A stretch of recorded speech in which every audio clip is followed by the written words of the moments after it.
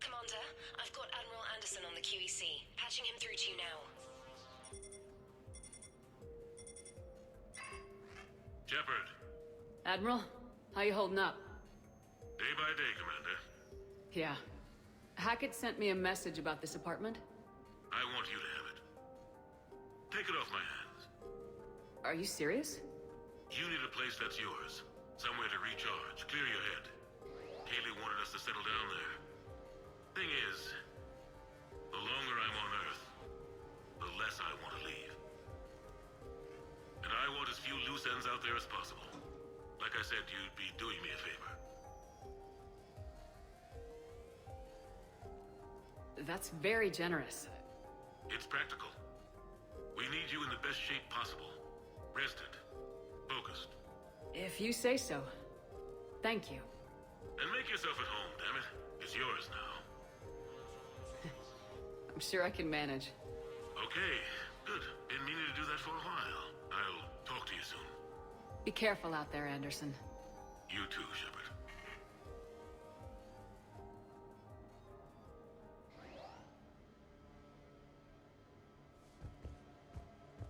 You never asked me about this, but my wife just called. My ex-wife. Nobody likes to talk about the toll that long months apart can have on military relationships. She wasn't military. She couldn't handle it. A new message. But it's not even about military and non-military, damn it. It's space flight. Space flight. Finding the mass relays, miracles of engineering. Human imagination rising to meet our desires. We pay a price for that curiosity, that drive. Our relationships suffer. People we love suffer. But that's reality. And it's worth the cost. I must have thought it was. I guess I still do. In the end, you just have to hope you made the right choices.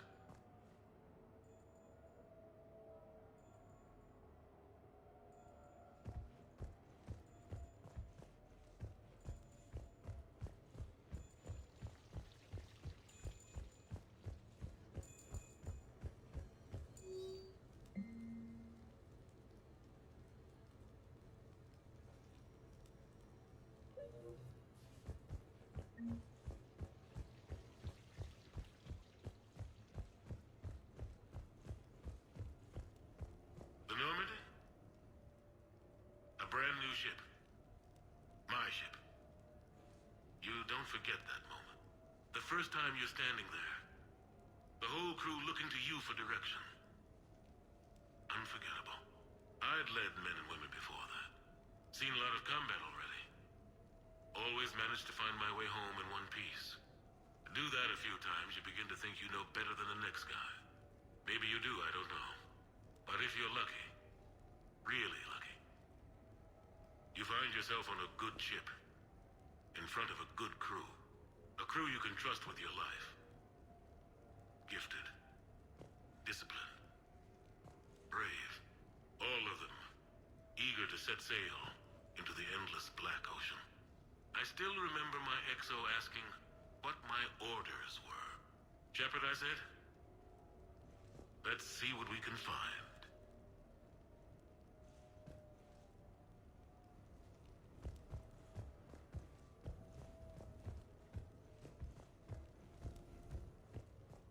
Embarrassing moments? I've got more of those than anyone will ever know. Only way to learn something. But if I had to pick one to share... I had just gotten promoted to N7. Full of myself. King of the castle. Found myself buying drinks for undesirables in some rundown bar in the wards. They toasted my recent promotion. Hell, they would have toasted Batarian slavers if it had got them more drinks. About the time my money ran out, my new friends turned on me.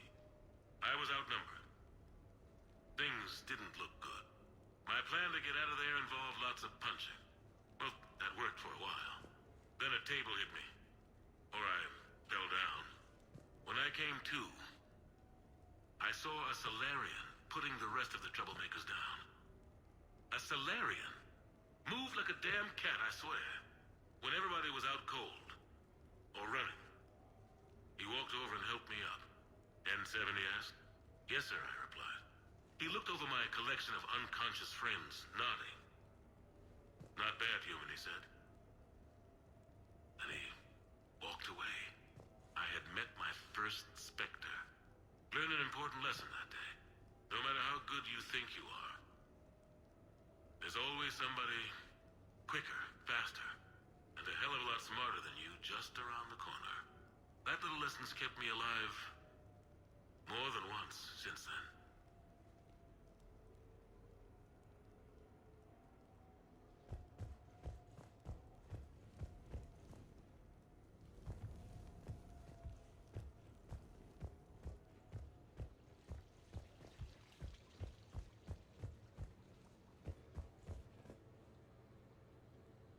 No, it's fine. I got a few minutes. First contact war? Yeah, I was there. My first real combat. First for a lot of us. I remember one night early in the war, strapped to my seat as our transport approached the LZ. Everyone was dead silent. Just the sound of breathing. Good men. I trained with all of them. We were always joking and horsing around, but not this time. Just the rattle of the shuttle. And that heavy breathing. Everyone was thinking the same thing. We're off to fight alien invaders. Aliens. Think about that. We all grew up wondering what was out there. If we were alone in the universe. Now we knew. We weren't alone. And we were in trouble. So there we were. About to face an enemy as different and unknown as we could imagine. I knew I had to say something, keep the men relaxed. So I turned to the soldier beside me, Hendricks, I think, and asked him how his mother was doing. Fine, he said. Why? Because I heard your mama so ugly the Marines thought she was a Turian. Almost shot her. I got a few smiles. Then Hendricks turned to me and said, Hell, Anderson, I heard it was a picture of your mama that started this goddamn war in the first place. Scared the Turians shitless. Everyone had a good laugh at that. And the boys fought great that night. Sometimes that's all it takes. A joke, a pat on the back. Just a little reminder that everything's gonna be okay.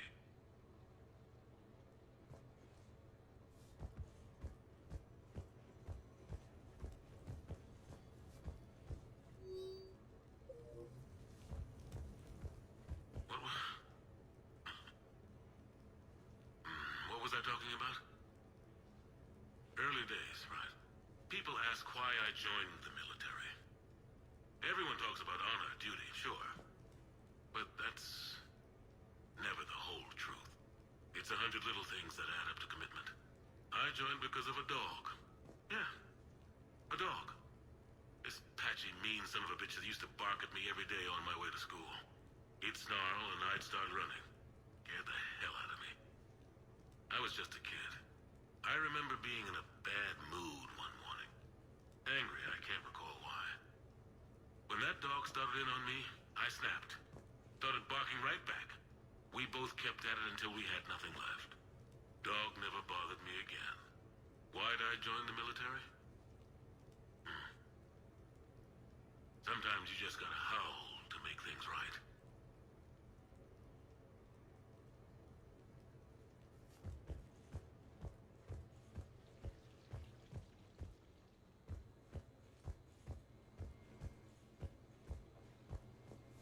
Sure, I can talk about Commander Shepard. Big topic. There's been a lot written about the Commander, but most of it isn't true. People are quick to judge. They don't know the whole story. I don't even know the whole story. know the woman. Worked with her. Fought with her. Trust her with my life. Shepard's had some rough patches.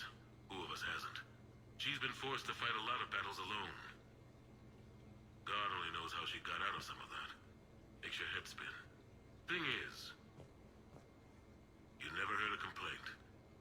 Never once got, "No, sir, I can't do that." She never hesitated. Few people know what Shepard's been through. I'd like to think I come pretty close.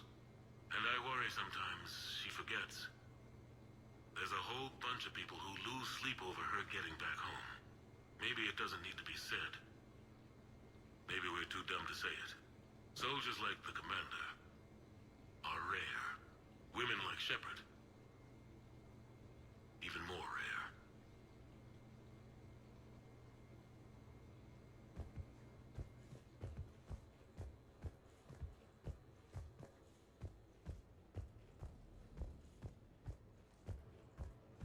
Okay. I have your new questions here. As a leader, do I ever feel that the end justifies the means? Spirit of law over word of law. I'm not going to touch that with a 10-foot pole, but I think I know what you're after. You're referring to the way I, arranged to have the Normandy released to Commander Shepard before the Battle of the Citadel. I'm not sure how valuable hindsight is to the military. Obviously, it worked out for the best. Without the Normandy and Commander Shepard free to do what they needed to do, what we needed them to do, Saren might have taken the Citadel. I think it's clear what a different galaxy this would be if that had happened. I did what I had to.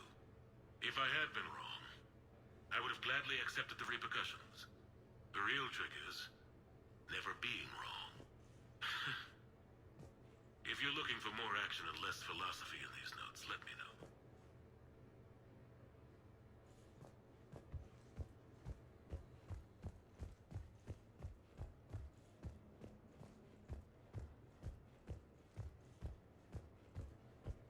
You asked me to talk about the SSV Normandy. The Normandy SR-1. As commander of the Tokyo, I was consulted on the Normandy's design and on board for her initial training exercises. The average person probably doesn't know that the Normandy was a joint project with the Taurians. Acting CO, Eli Xander, was no diplomat. She ran out of patience with Taurian posturing and politicking during construction.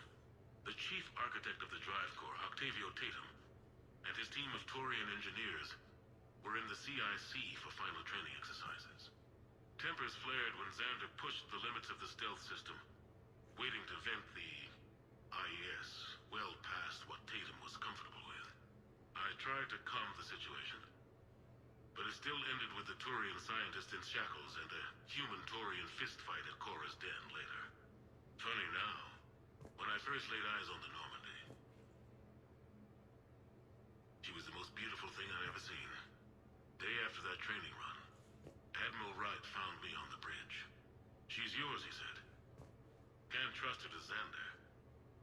Send me a list of crew from the Tokyo you'd like, and prep for your first mission." Short command thanks to Saren. Still, one of the highlights of a long career.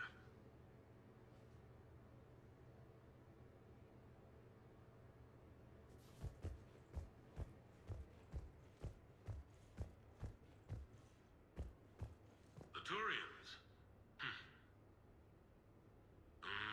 Well, I might not always see eye to eye with the politics and the individual, but I have a great respect for the Turian military. Any Alliance soldier lucky enough to take part in their training programs will certainly be better for it. Their precision, skill, and discipline come together in a way that's second to none. Not that I'm faulting our own people or training. It's just that after fighting Taurians in the First Contact War, years later, I had the opportunity to observe and train on Paladin. It was a turning point for me, and I would encourage any soldier to try it. It's a unique experience to put yourself in the squad of a Taurian commander. My commander was an uncompromising bastard named Bartix Oryx. If you can find him, just ask how the platoon I commanded was trounced in his strategy game. Humbling. But I've used what I learned that day many times. There's xenophobes will have their say. But I think it's vital that we do more of this kind of cross-species training. There you go. And if you do find General Oryx, let me know. I owe him money.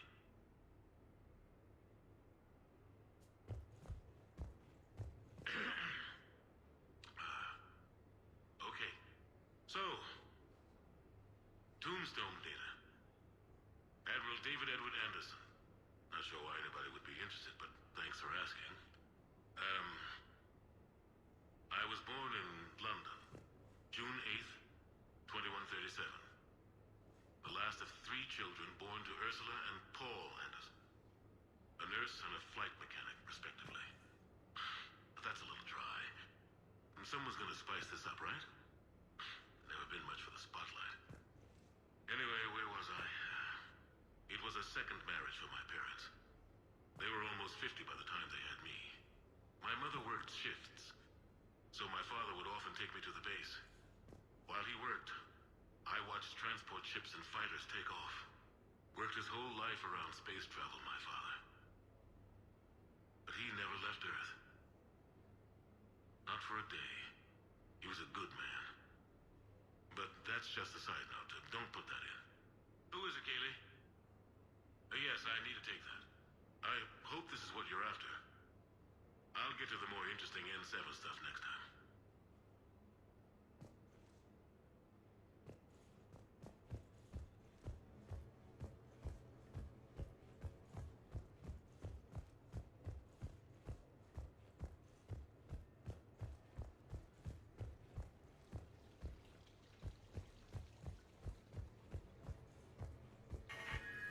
A few months ago, I had a chance to sit down with one of Earth's most decorated soldiers, Admiral David Anderson.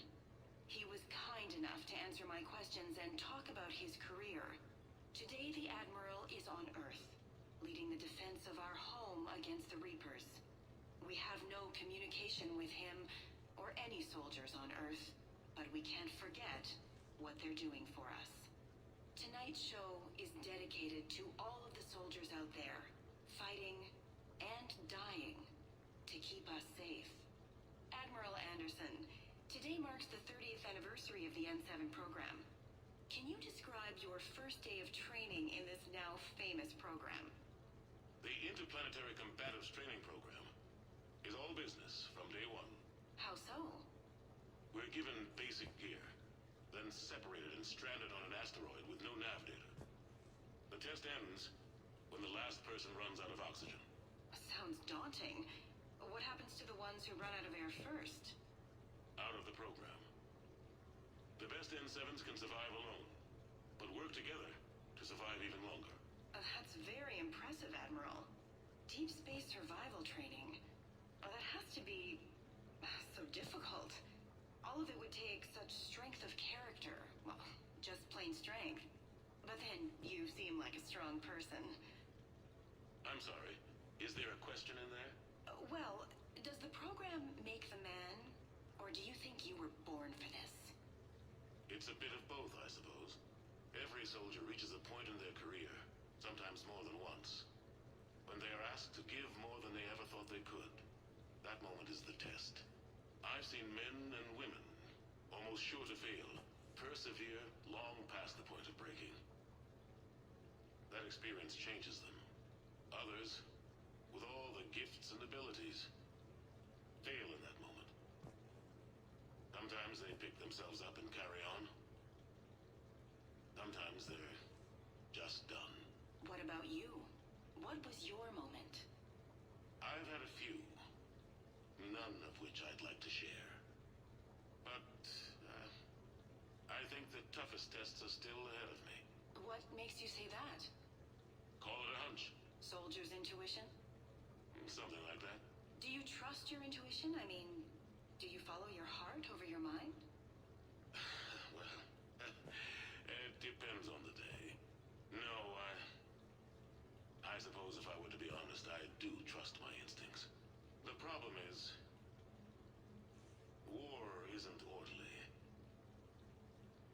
And the enemy is never predictable. Even the most experienced veteran is going to find the themselves in situations they haven't trained for. In those instances, and there's more than I'd like to admit, your instincts are the only thing keeping you alive. That, and the men and women you're fighting beside. But soldiers are only as good as their leader, isn't that true? Yeah. A good leader can make an okay squad great. A bad leader, well, war tends to make examples of them. What makes a good leader then?